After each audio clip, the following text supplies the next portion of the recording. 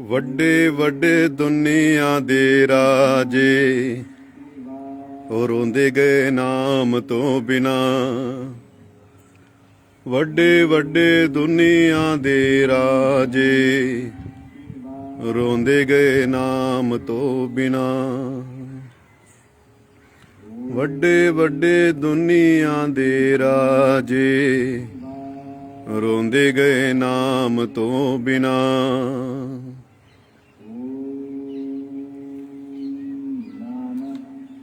ਗੁਰੂ ਰੂਪ ਗੁਰੂ ਦੀ ਪਿਆਰੀ ਸਾਧ ਸੰਗਤ ਜੀ, ਜੈ ਲੱਖ ਦਾਤਾ ਪੀਰ ਦੀ, ਮੌਜ ਫਕੀਰ ਦੀ। ਵੱਡੇ ਵੱਡੇ ਦੁਨੀਆ ਦੇ ਰਾਜੇ ਰੋਂਦੇ ਗਏ ਨਾਮ ਤੋਂ ਬਿਨਾ। ਜੇ ਨਾਮ ਨਹੀਂ ਜਪਿਆ, ਬੰਦਗੀ ਨਹੀਂ ਕੀਤੀ, ਭਗਤੀ ਨਹੀਂ ਕੀਤੀ, ਤਾਂ ਇਸ ਸੰਸਾਰ ਵਿੱਚ ਆਉਣ ਦਾ ਕੀ ਫਾਇਦਾ ਹੋਇਆ। ਪਸ਼ੂਆਂ ਵਰਗਾ ਜੀਵਨ ਬਤੀਤ ਕੀਤਾ, ਪਸ਼ੂਆਂ ਵਰਗੋਂ ਹੀ ਮਰ ਕੇ ਚਲੇ ਗਏ। ਔਰ ਮਰਨ ਤੋਂ ਬਾਅਦ ਵੀ ਆਪਣੇ ਬੱਚਿਆਂ ਨੂੰ, ਆਪਣੇ ਪਰਿਵਾਰ ਨੂੰ, ਆਪਣੇ ਰਿਸ਼ਤੇਦਾਰਾਂ ਨੂੰ ਪਰੇਸ਼ਾਨ ਕਰਦੇ ਰਹੇ। ਇਸ ਕਰਕੇ ਸੰਤ ਮਹਾਂਪੁਰਸ਼ ਕਹਿੰਦੇ ਨੇ ਕਿ ਬੇਟੇ, ਜਿੰਦੇ ਜੀ ਇਸ ਮਨੁੱਖੀ ਦੇਹ ਦਾ, ਮਨੁੱਖੀ ਜਨਮ ਦਾ ਫਾਇਦਾ ਲੈ ਲਵੋ। ਜਿੰਨਾ ਹੋ ਸਕੇ ਵੱਧ ਤੋਂ ਵੱਧ ਨਾਮ ਸਿਮਰਨ ਦੀ ਕਮਾਈ ਇਕੱਠੀ ਕਰੋ, ਬੰਦਗੀ ਕਰੋ, ਸਿਮਰਨ ਕਰੋ, ਭਗਤੀ ਕਰੋ। ਹੱਥ ਕਾਰਵਾ ਲਿਖੋ, ਦਿਲ ਯਾਰਵਾ ਰੱਖੋ।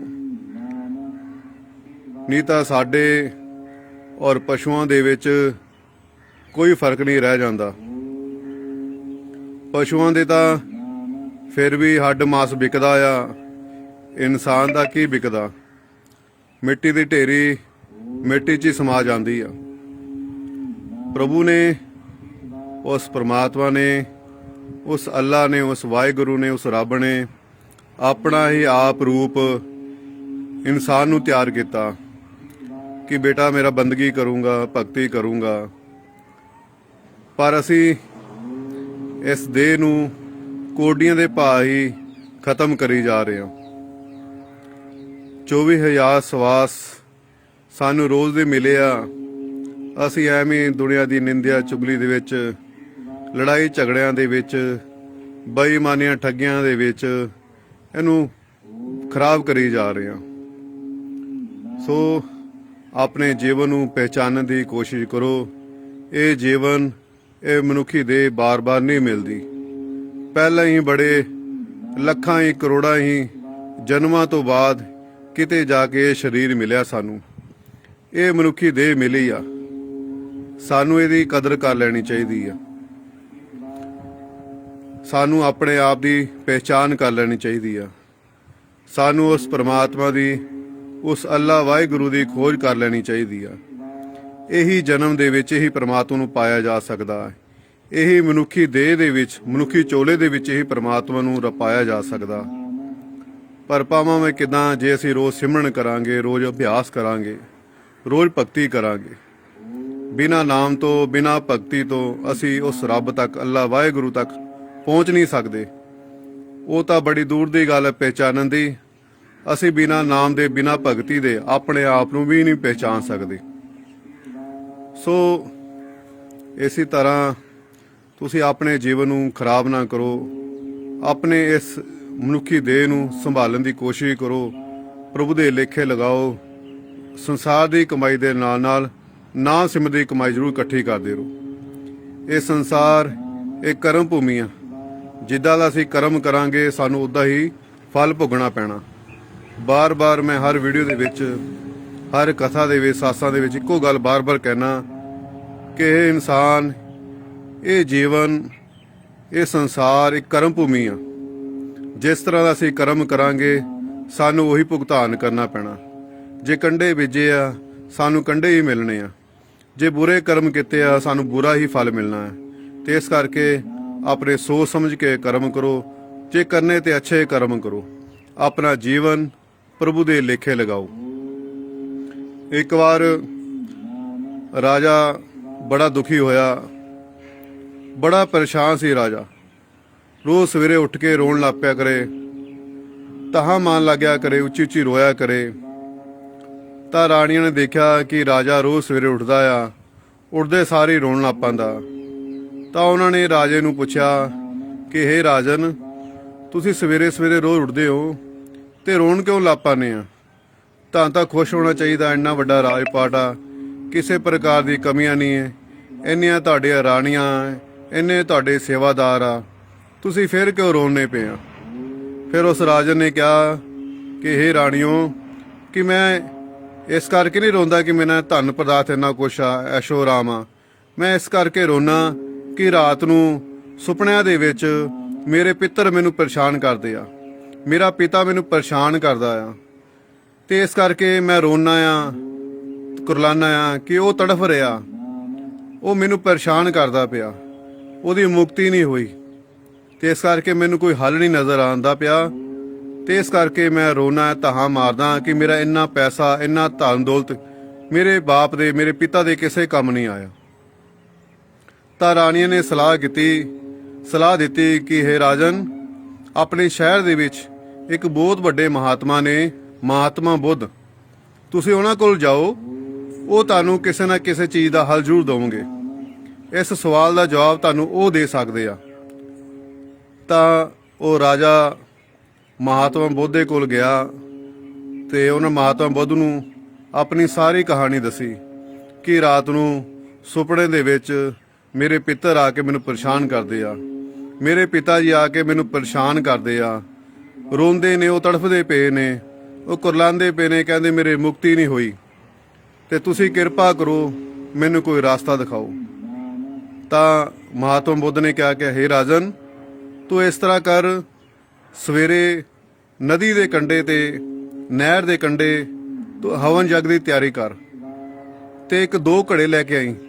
ਇੱਕ ਘੜੇ ਦੇ ਵਿੱਚ ਪੱਥਰ ਪਾ ਲਈ, ਦੂਜੇ ਘੜੇ ਦੇ ਵਿੱਚ ਘਿਓ ਪਾ ਕੇ ਲਿਆਈ। ਦੋਨੇ ਘੜੇ ਬੰਦ ਕਰਕੇ ਨਾ ਲੈ ਕੇ ਨਦੀ ਕੰਢੇ ਤੂੰ ਪਹੁੰਚ ਜਾਣਾ ਤੇ ਹਵਨ ਯੱਗ ਦੀ ਤਿਆਰੀ ਕਰਨੀ। ਤਾਂ ਰਾਜਨ ਇਸੇ ਤਰੀਕੇ ਆਪਣੇ ਉਸ ਮਹਾਤਮਾ ਦੇ ਹੁਕਮ ਅਨੁਸਾਰ ਸਵੇਰੇ ਉਹਨੇ ਸਾਰੀ ਤਿਆਰੀ ਕਰ ਲਿੱਤੀ।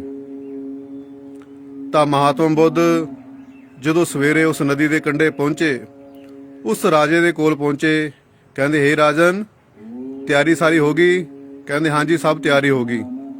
ਤੇ ਕਹਿੰਦੇ ਘੜੇ 2 ਲਿਆਂਦੇ? ਕਹਿੰਦੇ ਹਾਂਜੀ, ਲਿਆਂਦੇ ਘੜੇ 2। ਕਹਿੰਦੇ ਹੇ ਰਾਜਨ, ਚੱਲ ਆ ਨਦੀ ਦੇ ਕੋਲ, ਨਦੀ ਦੇ ਕਿਨਾਰੇ ਬੈਠਦੇ ਆਪਾਂ, ਤੇ 2 ਘੜੇ ਜਿਹੜੇ ਕਿਹਾ ਤੈਨੂੰ ਉਹ ਲੈ ਕੇ ਆ। ਤਾਂ ਉਹ ਰਾਜਾ 2 ਘੜੇ ਲੈ ਕੇ ਜਦੋਂ ਆਇਆ, ਤਾਂ ਮਹਾਤਮਾ ਬੁੱਧ ਨੇ ਕਿਹਾ ਹੇ ਰਾਜਨ, ਤੂੰ ਇੱਕ ਘੜਾ ਫੋੜ, ਜਿਹੜਾ ਪੱਥਰਾਂ ਦਾ ਘੜਾ ਭਰਿਆ ਹੋਇਆ, ਇਹਨੂੰ ਤੂੰ ਫੋੜ ਦੇ। ਤਾਂ ਉਸ ਰਾਜਨ ਨੇ ਜਦੋਂ ਪੱਥਰਾਂ ਦਾ ਭਰਿਆ ਹੋਇਆ ਘੜਾ ਫੋੜਿਆ, ਤਾਂ ਸਾਰੇ ਪੱਥਰ ਪਾਣੀ ਦੇ ਵਿੱਚ ਬੈਠ ਗਏ, ਪਾਣੀ ਦੇ ਨੀਚੇ ਚਲੇ ਗਏ। ਤਾਂ ਮਹਾਤਮਾ ਬੁੱਧ ਨੇ ਕਿਹਾ ਹੇ ਰਾਜਨ, ਤੈਨੂੰ ਕੋਈ ਸਮਝ ਲੱਗੀ? ਕਹਿੰਦੇ ਨਹੀਂ। ਕਹਿੰਦੇ ਹੇ ਰਾਜਨ, ਇਹ ਪੱਥਰ ਨੇ, ਕਹਿੰਦੇ ਇਹ ਪਾਣੀ ਦੇ ਨੀਚੇ ਜਾ ਕੇ ਬੈਠ ਗਏ, ਮੈਂ ਜਿੰਨੀ ਮਰਜ਼ੀ ਕੋਸ਼ਿਸ਼ ਕਰ ਲਾਂ, ਇਹ ਕਦੇ ਵੀ ਤੈਰ ਨਹੀਂ ਸਕਦੇ, ਇਹ ਕਦੇ ਵੀ ਪਾਣੀ ਦੇ ਉੱਪਰ ਨਹੀਂ ਆ ਸਕਦੇ, ਤੇ ਹੁਣ ਤੂੰ ਦੂਸਰਾ ਘੜਾ ਫੋੜ। ਜਦੋਂ ਰਾਜਨ ਨੇ ਦੂਸਰਾ ਘੜਾ ਫੋੜਿਆ, ਤਾਂ ਘਿਓ ਦਾ, ਦੇਸੀ ਘੀ ਦਾ ਘੜਾ ਸੀ, ਤਾਂ ਉਹ ਘਿਓ ਪਾਣੀ ਦੇ ਉੱਪਰ ਤਰਨ ਲੱਗ ਗਿਆ। ਤਾਂ ਮਹਾਤਮਾ ਬੁੱਧ ਨੇ ਫਿਰ ਰਾਜਨ ਨੂੰ ਕਿਹਾ ਹੇ ਰਾਜਨ, ਕੁਛ ਤੈਨੂੰ ਸਮਝ ਲੱਗੀ? ਕੁਛ ਪੱਲੇ ਪਿਆ? ਕਹਿੰਦਾ ਨਹੀਂ ਮਹਾਰਾਜ, ਮੇਰੇ ਕੁਛ ਸਮਝ ਨਹੀਂ ਲੱਗੀ, ਕੁਛ ਨਹੀਂ ਪੱਲੇ ਪਿਆ। ਤਾਂ ਮਹਾਤਮਾ ਬੁੱਧ ਨੇ ਕਿਹਾ ਕਿ ਹੇ ਰਾਜਨ, ਮੈਂ ਜਿੰਨੀ ਮਰਜ਼ੀ ਕੋਸ਼ਿਸ਼ ਕਰ ਲਾਂ, ਇਹ ਘਿਓ ਪਾਣੀ ਦੇ ਨੀਚੇ ਨਹੀਂ ਜਾ ਸਕਦਾ, ਇਹਨੇ ਪਾਣੀ ਦੇ ਉੱਪਰ ਹੀ ਤਰਨਾ ਆ, ਜਿੰਨੀ ਮਰਜ਼ੀ ਮੈਂ ਕੋਸ਼ਿਸ਼ ਕਰ ਲਾਂ। ਕਿ ਹੇ ਰਾਜਨ, ਇਸੇ ਤਰ੍ਹਾਂ ਤੇਰੇ ਜਿਹੜੇ ਪਿਤਾ ਦੇ ਕਰਮ ਨੇ, ਜਿਹੜੇ ਪਿਤਾ ਤੇਰੇ ਨੇ ਖੋਟੇ ਕਰਮ ਕੀਤੇ ਨੇ, ਬੇਈਮਾਨੀ ਕੀਤੀਆਂ, ਠੱਗੀਆਂ ਕੀਤੀਆਂ, ਨਾਮ ਨਹੀਂ ਜਪਿਆ, ਬੰਦਗੀ ਨਹੀਂ ਕੀਤੀ, ਭਗਤੀ ਨਹੀਂ ਕੀਤੀ, ਤਾਂ ਉਹਨਾਂ ਦੇ ਕਰਮ ਮੈਂ ਕਿੱਦਾਂ ਚੇਂਜ ਕਰ ਸਕਦਾ, ਉਹਨਾਂ ਦੇ ਕਰਮ ਕਿੱਦਾਂ ਬਦਲ ਸਕਦੇ ਆ? ਤੇ ਇਸੇ ਤਰ੍ਹਾਂ ਹੇ ਰਾਜਨ, ਤੇ ਇਸ ਤਰ੍ਹਾਂ ਮੈਂ ਉਹਦੇ ਵਿੱਚ ਕੁਝ ਨਹੀਂ ਕਰ ਸਕਦਾ। ਤੇ ਸੋ ਇਨਸਾਨ ਦੇ ਆਪਣੇ ਆਪਣੇ ਕਰਮ ਨੇ, ਆਪਣੇ ਆਪਣੇ ਕਰਮਾਂ ਦਾ ਫਲ ਆ ਜਿਹੜਾ ਉਹਨੂੰ ਇਨਸਾਨ ਨੂੰ ਭੋਗਣਾ ਪੈਂਦਾ ਆ। ਜੇ ਅਸੀਂ ਨਾਮ ਨਹੀਂ ਜਪਾਂਗੇ, ਬੰਦਗੀ ਨਹੀਂ ਕਰਾਂਗੇ, ਭਗਤੀ ਨਹੀਂ ਕਰਾਂਗੇ, ਤੇ ਮਰਨ ਤੋਂ ਬਾਅਦ ਆਪ ਵੀ ਪਰੇਸ਼ਾਨ ਹੋਵਾਂਗੇ, ਅਸੀਂ ਆਪਣੇ ਪਰਿਵਾਰ ਨੂੰ ਵੀ ਪਰੇਸ਼ਾਨ ਕਰਾਂਗੇ। ਤੇ ਫਿਰ ਤੁਸੀਂ ਉਸ ਦਾ ਹੱਲ ਲੱਭਣ ਲਈ ਦੁਨੀਆ ਵਿੱਚ ਜਾਵੋਗੇ, ਪੰਡਤਾਂ ਕੋਲ ਜਾਵੋਗੇ, ਹਨਾ, ਧਾਗੇ ਤਵੀਤ ਵਾਲਿਆਂ ਕੋਲ ਜਾਓਗੇ, ਬੰਗਾਲੀ ਤਾਂਤਰਿਆਂ ਕੋਲ ਜਾਓਗੇ, ਤੇ ਤੁਹਾਡਾ ਸਮਾਂ ਵੀ ਖਰਾਬ, ਤੁਹਾਡਾ ਪੈਸਾ ਵੀ ਖਰਾਬ, ਕਿਉਂਕਿ ਇਸ ਚੀਜ਼ ਦਾ ਕੋਈ ਹੱਲ ਨਹੀਂ ਹੋ ਸਕਦਾ। ਜੇ ਮੈਂ ਮਾੜਾ ਕਰਮ ਕੀਤਿਆ ਤਾਂ ਮੈਨੂੰ ਮਾੜਾ ਹੀ ਭੁਗਤਾਨ ਕਰਨਾ ਪੈਣਾ, ਮੈਨੂੰ ਮਾੜਾ ਹੀ ਫਲ ਮਿਲਣਾ। ਜੇ ਮੈਂ ਅੱਛੇ ਕਰਮ ਕੀਤੇ ਆ ਤਾਂ ਮੈਨੂੰ ਅੱਛਾ ਹੀ ਫਲ ਮਿਲੇਗਾ, ਕਿਉਂਕਿ ਇਨਸਾਨ ਦੇ ਆਪਣੇ ਹੀ ਬੀਜੇ ਹੋਏ ਕੰਡੇ ਨੇ, ਇਨਸਾਨ ਦੇ ਆਪੇ ਹੀ ਕੀਤੇ ਹੋਏ ਕਰਮ ਨੇ। ਇਹਨਾਂ ਵਿੱਚ ਨਾ ਕਿਸੇ ਗੁਰੂ ਦਾ ਕੋਈ ਲੈਣਾ ਦੇਣਾ ਹੁੰਦਾ, ਨਾ ਉਸ ਪਰਮਾਤਮਾ ਦਾ, ਉਸ ਅੱਲਾ ਵਾਹਿਗੁਰੂ ਦਾ ਲੈਣਾ ਦੇਣਾ ਹੁੰਦਾ। ਇਹ ਦੁਖੀ ਹੋ ਤੁਸੀਂ, ਇਹ ਵੀ ਤੁਹਾਡੇ ਆਪਣੇ ਕਰਮ ਆ। ਤੁਸੀਂ ਸੁਖੀ ਹੋ, ਇਹ ਵੀ ਤੁਹਾਡੇ ਕਰਮ ਆ। ਇਸ ਕਰਕੇ ਇਹਨਾਂ ਝੰਜੜਾਂ ਦੇ ਵਿੱਚ, ਇਹਨਾਂ ਅੰਧ ਵਿਸ਼ਵਾਸ ਦੇ ਵਿੱਚ ਕਦੇ ਹੀ ਨਹੀਂ ਪੈਣਾ। ਠੀਕ ਆ, ਇਹਨਾਂ ਤੋਂ ਬਚਿਆ ਨਹੀਂ ਜਾ ਸਕਦਾ। ਜੇ ਤੁਸੀਂ ਇਹਨਾਂ ਤੋਂ ਬਚਣਾ ਚਾਹੁੰਦੇ ਹੋ, ਦੁੱਖਾਂ ਤੋਂ ਛੁਟਕਾਰਾ ਚਾਹੁੰਦੇ ਹੋ, ਸਦਾ ਸਦਾ ਦਾ ਸੁੱਖ ਚਾਹੁੰਦੇ ਹੋ, ਸਦਾ ਸਦਾ ਦਾ ਆਨੰਦ ਚਾਹੁੰਦੇ ਹੋ, ਤਾਂ ਉਹ ਸੁੱਖ ਕਿਹਦੇ ਵਿੱਚ ਆ? ਨਾਮ ਦੇ ਵਿੱਚ ਆ, ਪ੍ਰਭੂ ਦੇ ਨਾਮ ਦੇ ਵਿੱਚ ਆ, ਉਹਦੀ ਬੰਦਗੀ ਦੇ ਵਿੱਚ ਆ, ਉਹਦੀ ਭਗਤੀ ਦੇ ਵਿੱਚ ਆ। ਨਹੀਂ ਤਾਂ ਸੰਸਾਰ 'ਚ ਇਹੋ ਜਿਹੀ ਕੋਈ ਤਾਕਤ ਨਹੀਂ ਜਿਹੜੇ ਤੁਹਾਡੇ ਕਰਮ ਨੂੰ ਬਦਲ ਸਕੇ। ਚਾਹੇ ਵੱਡੇ ਵੱਡੇ ਬੰਗਾਲੀ ਤਾਂਤਰਿਕ ਕੋ ਚਲੇ ਜਾਓ, ਜਾਂ ਵੱਡੇ ਵੱਡੇ ਇਹੋ ਜਿਹੇ ਧਾਗੇ ਤਵੀਤ ਬਣਾਉਣ ਵਾਲੇ ਮੁਸਲਮਾਨਾਂ ਕੋਲ ਚਲੇ ਜਾਓ, ਜਾਂ ਪੰਡਤਾਂ ਕੋਲ ਚਲੇ ਜਾਓ, ਜਿੰਨੇ ਮਰਜੀ ਜੋਤਿਸ਼ਾਂ ਕੋਲ ਚਲੇ ਜਾਓ, ਇਹ ਤੁਹਾਡਾ ਹੱਲ ਨਹੀਂ ਕਰ ਸਕਦੇ। ਜੇ ਹੱਲ ਹੁੰਦਾ ਅੱਜ ਸਾਰਾ ਸੰਸਾਰ ਸੁਖੀ ਹੋਣਾ ਸੀ। ਕੋਈ ਵੀ ਇਨਸਾਨ ਦੁਖੀ ਨਹੀਂ ਹੁੰਦਾ। ਮਰਿਆ ਤੋਂ ਮਰਿਆ ਇਨਸਾਨ ਵੀ, ਗਰੀਬ ਤੋਂ ਗਰੀਬ ਇਨਸਾਨ ਵੀ ਆਪਣੇ ਸੁੱਖ ਦੇ ਲਈ, ਆਪਣੀ ਸੁੱਖ ਸ਼ਾਂਤੀ ਦੇ ਲਈ ਆਪਣਾ ਚਾਹੇ ਕਰਜ਼ਾ ਲੈ ਕੇ ਵੀ ਉਹਨੂੰ ਉਪਾਏ ਕਰਨਾ ਪਵੇ, ਉਹ ਉਪਾਏ ਕਰ ਲੈਂਦਾ, ਪਰ ਫਿਰ ਵੀ ਦੁੱਖ ਉਹਦਾ ਪਿੱਛਾ ਨਹੀਂ ਛੱਡਦੇ। ਤੋ ਮੇਰੀ ਹੱਥ ਜੋੜ ਕੇ ਆਪ ਦੇ ਚਰਨਾਂ 'ਚ ਬੇਨਤੀ ਆ ਕਿ ਅੱਛੇ ਕਰਮ ਕਰੋ, ਸਾਰਿਆਂ ਦਾ ਭਲਾ ਕਰੋ, ਔਰ ਰੋਜ਼ ਨਾਮ ਸਿਮਰਨ ਦੀ ਕਮਾਈ ਇਕੱਠੀ ਕਰੋ। ਸਵੇਰੇ ਉੱਠ ਕੇ ਅੰਮ੍ਰਿਤ ਵੇਲੇ ਸੰਭਾਲਣ ਦੀ ਕੋਸ਼ਿਸ਼ ਕਰੋ। ਅੰਮ੍ਰਿਤ ਵੇਲਾ ਸੰਭਾਲ ਕੇ ਆਪਣਾ ਨਾਮ ਸਿਮਰਨ ਦਾ ਅਭਿਆਸ ਕਰਕੇ ਉਸ ਤੋਂ ਬਾਅਦ ਫਿਰ ਆਪਣੇ ਸੰਸਾਰ ਦੇ ਦੁਨੀਆ ਦੇ ਕੰਮ ਧੰਦੇ ਕਰਿਆ ਕਰੋ। ਠੀਕ ਹੈ ਨਾ? ਇਹ ਤੁਹਾਡੇ ਆਪਣੇ ਹੱਥ ਆ। ਤੁਸੀਂ ਅਮੀਰ ਬਣਨਾ ਕਿ ਗਰੀਬ ਬਣਨਾ, ਭਿਖਾਰੀ ਬਣਨਾ ਜਾਂ ਬਾਦਸ਼ਾਹ ਬਣਨਾ, ਇਹ ਸਭ ਤੁਹਾਡੇ ਹੱਥ ਆ। ਪਰਮਾਤਮਾ ਦਾ ਕੋਈ ਤਾਂ ਇਹਦੇ ਵਿੱਚ ਲੈਣਾ ਦੇਣਾ ਨਹੀਂ ਹੈਗਾ, ਨਾ ਤੁਹਾਡੇ ਪੀਰ ਮੁਰਸ਼ਿਦ ਦਾ ਕੋਈ ਲੈਣਾ ਦੇਣਾ। ਤੁਹਾਡੇ ਆਪਣੇ ਹੀ ਕਰਮ ਆ। ਤੁਸੀਂ ਆਪਣੇ ਗੁਰੂ ਦਾ ਕਹਿਣਾ ਮੰਨੋਗੇ, ਗੁਰੂ ਦੇ ਹੁਕਮ ਅਨੁਸਾਰ ਬੰਦਗੀ ਕਰੋਗੇ, ਉਹਦੇ ਹੁਕਮ ਅਨੁਸਾਰ ਭਗਤੀ ਕਰੋਗੇ, ਤਾਂ ਸ਼ਾਇਦ ਇਹ ਦੁੱਖਾਂ ਤੋਂ ਥੋੜਾ ਬਹੁਤਾ ਬਚਿਆ ਜਾ ਸਕਦਾ। ਪਰ ਭੁਗਤਾਨ ਤਾਂ ਸਾਨੂੰ ਕਰਨਾ ਹੀ ਪੈਣਾ। ਠੀਕ ਹੈ? ਜਦੋਂ ਅਸੀਂ ਬੰਦਗੀ ਕਰਾਂਗੇ, ਭਗਤੀ ਕਰਾਂਗੇ, ਨਾਮ ਜਪਾਂਗੇ, ਤਾਂ ਸਾਡੇ ਜਿਹੜੇ ਵੱਡੇ ਵੱਡੇ ਕਰਮ ਨੇ ਹਨਾ, ਉਹ ਹਲਕੇ ਹਲਕੇ ਹੋ ਜਾਣਗੇ। ਪਰ ਭੁਗਤਾਨ ਸਾਨੂੰ ਕਰਨਾ ਹੀ ਪੈਣਾ। ਸੂਲੀ ਦਾ ਸੂਲ ਬਣ ਜਾਣਾ।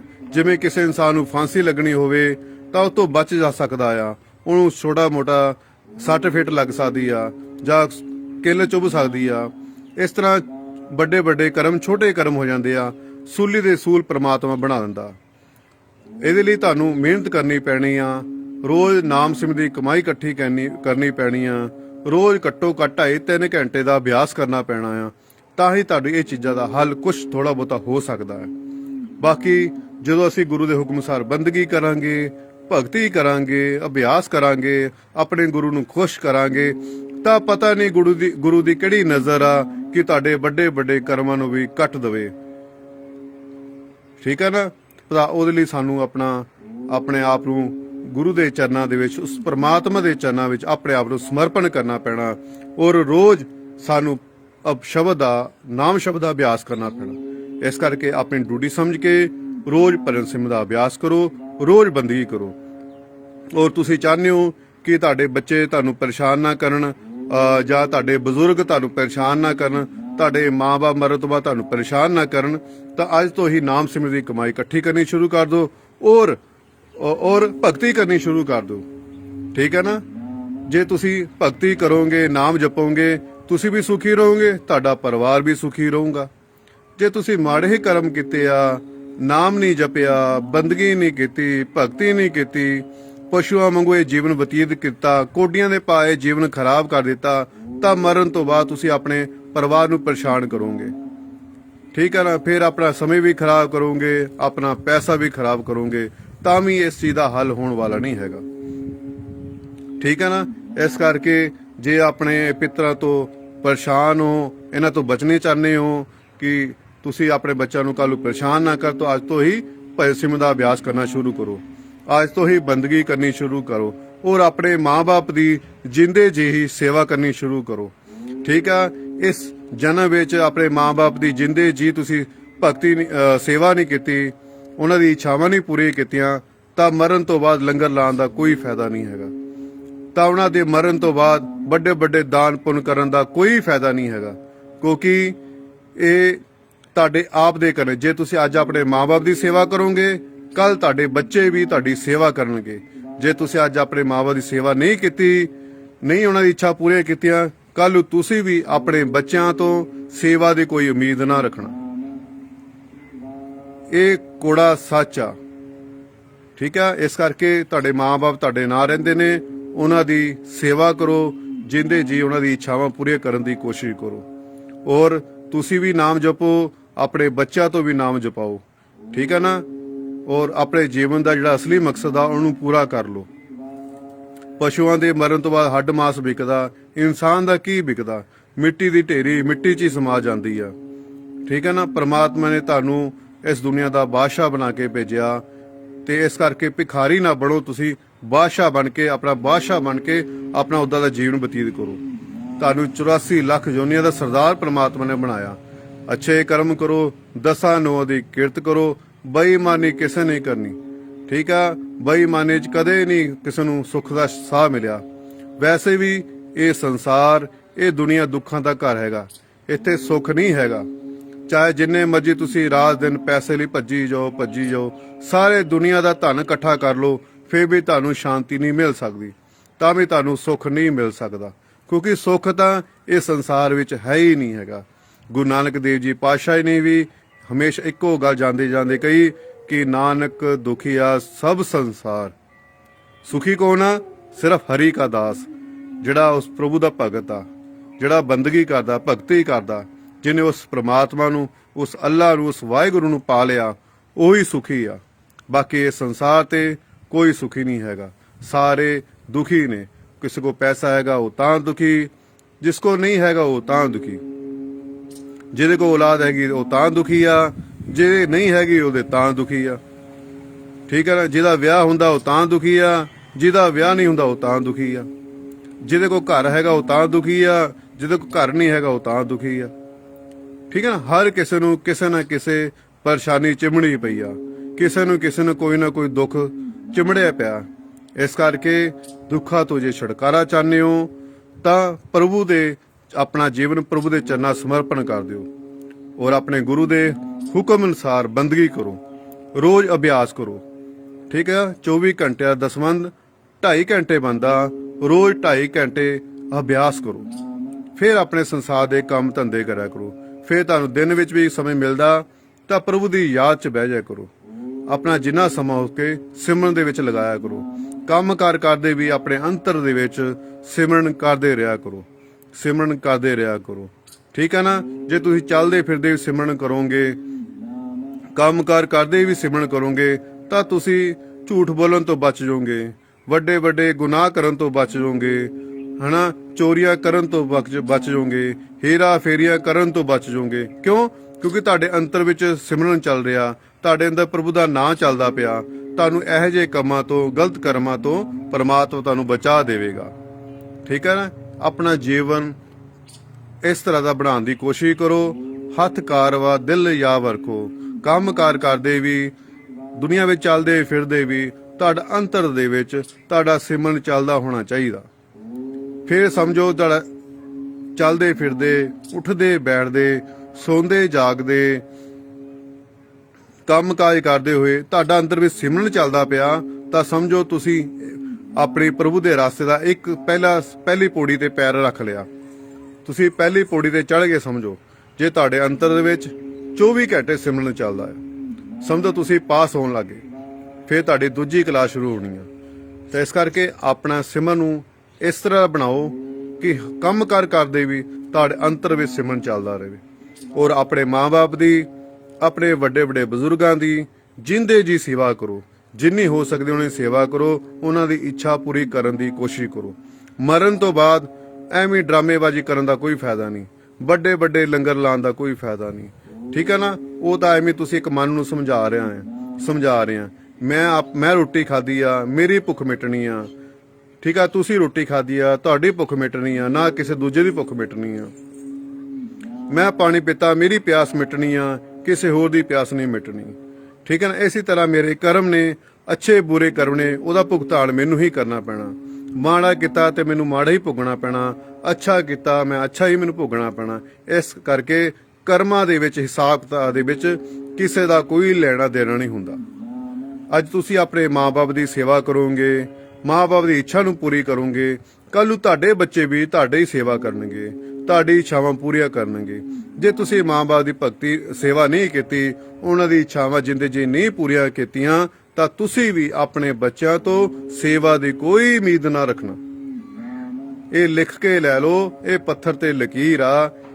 ਇਹ ਮੈਂ ਨਵੀਂ ਗੱਲ ਨਹੀਂ ਕਰਦਾ, ਪਹਿਲਾਂ ਵੀ ਬੜੇ ਸੰਤ ਮਹਾਂਪੁਰਸ਼ ਫਕੀਰ ਆਏ, ਗੁਰੂ ਮਹਾਰਾਜ ਆਏ, ਭਗਤ ਆਏ, ਪਿਆਰੇ ਆਏ, ਗੁਰਮੁਖ ਆਏ, ਸਾਰਿਆਂ ਦੀ ਇਹੀ ਗੱਲ ਆਏ। ਇਹ ਨਵੀਆਂ ਗੱਲਾਂ ਨਹੀਂ ਜੋ ਮੈਂ ਕਰ ਰਿਹਾ ਪਿਆ, ਇਹ ਬਹੁਤ ਪੁਰਾਣੀ ਗੱਲਾਂ ਚੱਲਦੀਆਂ ਨੇ, ਅੱਗੇ ਵੀ ਚੱਲਦੀਆਂ ਰਹਿਣਗੀਆਂ। ਪਰ ਸਾਡੇ ਨਿਰਭਰ ਕਰਦਾ ਅਸੀਂ ਕਿੰਨਾ ਗੁਣਾ ਤੇ ਅਮਲ ਕਰਨਾ, ਕਿੰਨਾ ਅਸੀਂ ਸਿੱਖਣਾ ਆ। ਪਰ ਅਸੀਂ ਆਪਣੇ ਫਾਇਦੇ ਦਾ ਸੌਦਾ ਸੋਚਦੇ ਆ, ਜਿਹਦੇ ਵਿੱਚ ਫਾਇਦਾ ਹੁੰਦਾ ਆ ਅਸੀਂ ਉਹ ਹੁਣ ਫਟਾਫਟ ਕਰਨ ਦੀ ਕੋਸ਼ਿਸ਼ ਕਰਦੇ ਆ, ਜਿਹਦੇ ਵਿੱਚ ਸਾਡਾ ਨੁਕਸਾਨ ਹੁੰਦਾ ਅਸੀਂ ਕਰਨ ਦੀ ਕੋਸ਼ਿਸ਼ ਨਹੀਂ ਕਰਦੇ। ਕਿਉਂਕਿ ਸੰਸਾਰ ਦੇ ਇੱਕ ਪ੍ਰਮਾਤਮਾ ਦੀ ਇੱਕ ਇਹੋ ਜਿਹੀ ਕਮਾਈ ਆ ਜਿਹੜੀ ਕਿ ਦਿਖਾਈ ਨਹੀਂ ਜਾ ਸਕਦੀ। ਠੀਕ ਹੈ ਨਾ, ਇਹ ਬਿਆਨ ਨਹੀਂ ਕੀਤਾ ਜਾ ਸਕਦਾ। ਸੰਸਾਰ ਦੀ ਕਮਾਈ ਆ, ਮੇਰੀ ਜੇਬ 'ਚ 500 ਰੁਪਇਆ ਮੈਂ ਤੁਹਾਨੂੰ ਦਿਖਾ ਸਕਦਾ, ਮੇਰੀ ਜੇਬ 'ਚ 1000 ਰੁਪਇਆ ਮੈਂ ਤੁਹਾਨੂੰ ਦਿਖਾ ਸਕਦਾ ਕਿ ਮੈਂ ਕਮਾਇਆ। ਪਰ ਜਿਹੜੀ ਅਧਿਆਤਮਿਕ ਜਿਹੜੀ ਕਮਾਈ ਆ, ਪ੍ਰਭੂ ਦੀ ਭਗਤੀ ਦੀ ਜਿਹੜੀ ਕਮਾਈ ਆ, ਇਹ ਦਿਖਾਈ ਨਹੀਂ ਜਾ ਸਕਦੀ, ਇਹਦਾ ਆਨੰਦ ਲਿੱਤਾ ਜਾ ਸਕਦਾ। ਠੀਕ ਹੈ ਨਾ, ਇਹਦਾ ਸੁੱਖ ਲਿੱਤਾ ਜਾ ਸਕਦਾ, ਇਹਦਾ ਆਨੰਦ ਲਿੱਤਾ ਜਾ ਸਕਦਾ। ਜਿਹੜੀ ਭਗਤੀ ਦੀ ਕਮਾਈ ਆ, ਨਾਮ ਦੀ ਕਮਾਈ ਆ, ਇਹ ਬਿਆਨ ਨਹੀਂ ਕੀਤਾ ਜਾ ਸਕਦਾ, ਨਾ ਇਹ ਦਿਖਾਈ ਜਾ ਸਕਦੀ ਆ। ਠੀਕ ਆ, ਹਾਂ ਤੁਸੀਂ ਭਗਤੀ ਕਰਦੇ ਹੋ, ਰੋਜ਼ ਅਭਿਆਸ ਕਰਦੇ ਹੋ, ਤਾਂ ਤੁਸੀਂ ਉਦੋਂ ਸਫਲ ਹੋਵੋਗੇ ਜਦੋਂ ਤੁਹਾਡੇ ਵੱਲ ਦੇਖ ਕੇ ਦੂਜਾ ਬੰਦਾ ਬਦਲ ਜਾਵੇ, ਤੁਹਾਡੇ ਵੱਲ ਦੇਖ ਕੇ ਦੂਜੇ ਦਾ ਜੀਵਨ ਬਦਲ ਜਾਵੇ। ਠੀਕ ਹੈ ਨਾ, ਫਿਰ ਤੁਸੀਂ ਭਗਤੀ ਵਿੱਚ ਕਾਮਯਾਬ ਹੋ ਜਾਓਗੇ। ਠੀਕ ਹੈ ਨਾ, ਇਸ ਕਰਕੇ ਮੇਰੀ ਆਪ ਦੇ ਚਰਨਾਂ 'ਚ ਇਹੀ ਬੇਨਤੀ ਆ ਕਿ ਐਵੇਂ ਅੰਧ ਵਿਸ਼ਵਾਸ ਵਿੱਚ ਨਹੀਂ ਪੈਣਾ ਕਿਸੇ ਨੇ। ਠੀਕ ਹੈ ਨਾ, ਇਹ ਬਾਹਰ ਐਵੇਂ ਟੇਵਿਆਂ ਦੇ ਵਿੱਚ, ਯੰਤਰੀਆਂ ਦੇ ਵਿੱਚ ਐਵੇਂ ਕੋਈ ਫਾਇਦਾ ਨਹੀਂ ਹੈਗਾ। ਠੀਕ ਆ, ਜਿੰਨੇ ਮਰਜੀ ਵੱਡੇ ਵੱਡੇ ਉਪਾਏ ਕਰ ਲੋ, ਵੱਡੇ ਵੱਡੇ ਯੰਤਰ ਬਣ ਲੋ, ਵੱਡੇ ਵੱਡੇ ਤਵੀਤ ਪਾ ਲੋ, ਹਨਾ, ਵੱਡੇ ਵੱਡੇ ਨਾਰੀਅਲ ਪਾਣੀ 'ਚ ਬਹਾ ਦੋ, ਹਨਾ, ਸ਼ਨੀਵਾਰ ਨੂੰ ਆ, ਮੰਗਲਵਾਰ ਨੂੰ ਆ ਕਰਨਾ, ਸੋਮਵਾਰ ਨੂੰ ਆ ਕਰਨਾ, ਸ਼ੁੱਕਰਵਾਰ ਨੂੰ ਆ ਕਰਨਾ, ਹਨਾ। ਇਹ ਸਫਰਾਂ 'ਚ ਬਾਹਰ ਆ ਜਾਓ, ਅੰਧ ਵਿਸ਼ਵਾਸ ਨਾ ਪਾਓ। ਇੱਕ ਵਾਰ ਭਗਤੀ ਕਰਕੇ ਤਾਂ ਦੇਖੋ, ਸੱਚੇ ਨਾਮ ਦੀ ਕਮਾਈ ਕਰਕੇ ਤਾਂ ਦੇਖੋ, ਤੁਹਾਨੂੰ ਕਿੰਨਾ ਸੁੱਖ ਕਿੰਨਾ ਆਨੰਦ ਮਿਲੇਗਾ, ਤੁਹਾਡਾ ਸਰੀਰ ਕਿੰਨਾ ਹਲਕਾ ਹੋ ਜਾਏਗਾ, ਸਿਰ ਤੇ ਜਿੰਨਾ ਬੋਝ ਪਿਆ ਸਾਰਾ ਹਲਕਾ ਹੋ ਜਾਏਗਾ। ਇੱਕ ਵਾਰ ਆਪਣੇ ਆਪ ਨੂੰ ਗੁਰੂ ਦੇ ਚਰਨਾਂ ਸਮਰਪਣ ਕਰਕੇ ਦੇਖੋ। ਠੀਕ ਹੈ ਨਾ, ਰੋਜ਼ ਬੰਦਗੀ ਕਰੋ, ਰੋਜ਼ ਭਗਤੀ ਕਰੋ, ਫਿਰ ਇੱਕ ਨਾ ਇੱਕ ਦਿਨ ਤੁਹਾਡੀ ਗੱਲ ਜ਼ਰੂਰ ਬਣ ਜਾਏਗੀ। ਠੀਕ ਹੈ ਨਾ, ਇਹ ਸਰੀਰ ਮਿਲਿਆ ਭਗਤੀ ਕਰਨ ਵਾਸਤੇ ਮਿਲਿਆ, ਇਹਨੂੰ ਲੇਖੇ ਲਗਾ ਦਿਓ ਪ੍ਰਭੂ ਦੇ, ਹਨਾ। ਕਿਸੇ ਤਰ੍ਹਾਂ ਦਾ ਕੋਈ ਸਵਾਲ ਹੋਵੇ ਦਾਸ ਨੂੰ ਪੁੱਛ ਲਿਆ ਕਰੋ, ਪਰ ਪੁੱਛਣ ਦਾ ਫਾਇਦਾ ਤਾਂ ਜੇ ਤੁਸੀਂ ਕਹਿਣਾ ਮੰਨਣਾ ਹੈ, ਤੁਸੀਂ ਬੰਦਗੀ ਕਰਨੀ ਹੈ। ਠੀਕ ਹੈ ਨਾ, ਭਗਤੀ ਕਰੋ ਜਿੰਨੀ ਕਰੋ। ਜੇ ਤੁਸੀਂ ਭਗਤੀ ਕਰੋਗੇ, ਆਪ ਅਨੁਭਵ ਕਰੋਗੇ, ਤਾਂ ਤੁਹਾਡੇ ਸਵਾਲ ਆਪਣੇ ਆਪ ਹੀ ਖਤਮ ਹੋ ਜਾਣੇ। ਇੱਕ ਵਾਰ ਕਰੋ ਤਾਂ ਸਹੀ। ਠੀਕ ਹੈ ਨਾ, ਔਰ ਮੇਰੀ ਆਪ ਦੇ ਚਰਨਾਂ 'ਚ ਇਹੀ ਬੇਨਤੀ ਆ ਕਿ ਰੋਜ਼ ਭਜਨ ਸਿਮਰਨ ਦਾ ਅਭਿਆਸ ਕਰਿਆ ਕਰੋ, ਰੋਜ਼ ਬੰਦਗੀ ਕਰਿਆ ਕਰੋ। ਠੀਕ ਹੈ ਨਾ, ਸੰਸਾਰ ਦੀ ਕਮਾਈ ਦੇ ਨਾਲ ਨਾਲ ਨਾਮ ਸਿਮਰਨ ਦੀ ਕਮਾਈ ਜ਼ਰੂਰ ਇਕੱਠੀ ਕਰਦੇ ਰਹੋ, ਔਰ ਆਪਣਾ ਹੱਥ ਕਾਰ ਵੱਲ ਦਿਲ ਯਾਦ ਰੱਖਿਆ ਕਰੋ। ਸਾਰੇ ਦੁੱਖਾਂ ਦੀ ਦਵਾਈ ਪ੍ਰਭੂ ਦਾ ਸਿਮਰਨ ਹੈ। ਤੁਹਾਡੇ ਹਰ ਸਵਾਲ ਦਾ ਜਵਾਬ ਸਿਮਰਨ ਵਿੱਚ ਹੈ। ਰੋਜ਼ ਸਿਮਰਨ ਕਰੋ, ਰੋਜ਼ ਸਿਮਰਨ ਦਾ ਅਭਿਆਸ ਕਰੋ। ਔਰ ਮੇਰੀ ਇੱਕ ਆਪਦੇ ਚਰਨਾਂ 'ਚ ਬੇਨਤੀ ਇਹ ਵੀ ਆ ਕਿ ਤੁਸੀਂ ਜਦੋਂ ਭਜਨ ਸਿਮਰਨ ਤੇ ਬਹਿੰਦੇ ਹੋ, ਜਦੋਂ ਨਾਮ ਸ਼ਬਦ ਦਾ ਅਭਿਆਸ ਕਰਦੇ ਹੋ, ਦਾਸ ਲਈ ਵੀ ਇੱਕ ਬੇਨਤੀ ਕਰਦੇ ਕੋ ਪ੍ਰਭੂ ਦੇ ਚਰਨਾਂ ਵਿੱਚ ਕਿ ਪ੍ਰਭੂ ਸਾਡੇ ਵੀਰ ਨੂੰ, ਭਰਾ ਨੂੰ, ਜਾਂ ਬੇਟੇ ਨੂੰ, ਜਾਂ ਬਾਬਾ ਜੀ ਨੂੰ, ਜੋ ਤੁਸੀਂ ਜਿਸ ਤਰ੍ਹਾਂ ਬਈ ਮੈਨੂੰ ਆਪਣਾ ਸਮਝਦੇ ਹੋ, ਹਨਾ, ਜੋ ਵੀ ਜਿਸ ਨਾਮ ਨਾਲ ਮੈਨੂੰ ਤੁਸੀਂ ਪਿਆਰ ਕਰਦੇ ਹੋ, ਉਸੇ ਪ੍ਰਭੂ ਦੇ ਚਰਨਾਂ 'ਚ ਬੇਨਤੀ ਕਰਨੀ ਆ ਕਿ ਇਸ ਬੇਟੇ ਨੂੰ, ਇਸ ਪੁੱਤਰ ਨੂੰ, ਦਾਸ ਨੂੰ ਆਪਣੇ ਨਾਮ ਦੇ ਨਾਲ, ਆਪਣੇ ਚਰਨਾਂ ਨਾਲ ਹਮੇਸ਼ਾ ਜੋੜ ਕੇ ਰੱਖਣਾ। ਇੱਦਾਂ ਨਾਂ ਜਪਦੇ ਰਹੀਏ, ਜਪਾਉਂਦੇ ਰਹੀਏ, ਠੀਕ ਹੈ ਨਾ। ਕਿਰਪਾ ਕਰਦੇ ਰਹਿਣਾ। ਮੇਰੇ ਲਈ ਵੀ ਇਹ ਦੁਆ ਬੇਨਤੀ ਪ੍ਰਭੂ ਦੇ ਅੱਗੇ ਕਰ ਦਿਆ ਕਰੋ, ਠੀਕ ਹੈ ਨਾ। ਔਰ ਬਸ ਮੈਂ ਇਹੀ ਉਮੀਦ ਆਪ 'ਚ ਰੱਖਦਾ ਕਿ ਹੈ ਨਾ ਕਿ ਤੁਸੀਂ ਭਗਤੀ ਕਰੋਗੇ, ਬੰਦਗੀ ਕਰੋਗੇ, ਔਰ ਇਹ ਜੀਵਨ ਦਾ ਸੱਚ ਹੈਗਾ। ਇਹਨੂੰ ਸੱਚ ਨੂੰ ਅਪਣਾ ਲਓ। ਸੰਸਾਰ ਦੇ ਵਿੱਚ ਤੁਹਾਡਾ ਜਿਹੜਾ ਜ਼ਿੰਦਗੀ ਦਾ ਸਫ਼ਰ ਆ ਥੋੜ੍ਹਾ ਆਸਾਨ ਹੋ ਜਾਏਗਾ, ਠੀਕ ਹੈ ਨਾ। ਜੈ ਲੱਖ ਦਾਤਾ ਪੀਰ ਦੀ, ਮੌਜ ਫਕੀਰ ਦੀ।